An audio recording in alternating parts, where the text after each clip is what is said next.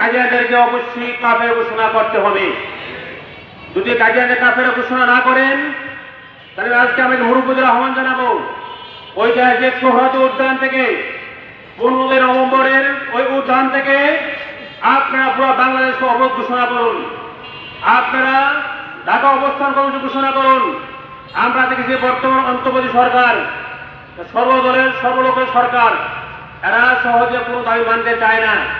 যদি রাজপথে নেমে দাবি আদায় করতে চান, যদি আমরা রাজপথে থাকতে পারি, যদি প্রজন্ম রক্ত দিতে পারি, অবশ্যই আমি আশাবাদী এই সরকার দাবি মানতে বাধ্য হবে ইনশাআল্লাহ।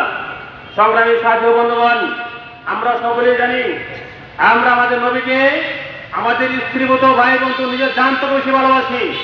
যদি আমাদের নবীর ইজ্জতের জন্য, যদি আমাদের নবীকে শ্রেষ্ঠ হিসাবে বাংলাদেশের স্বীকৃতি দেওয়ার জন্য, যদি আমাদের প্রজন্ম রক্ত দিতে আমরা রক্ত দেবো ইনশাআল্লাহ। যদি পর্যন্ত শহীদ হতে আমরা শহীদ হবো, তারপর আমাদের এই দাবি আমরা মেনে আদায় করে ছাড়বো ইনশাআল্লাহ।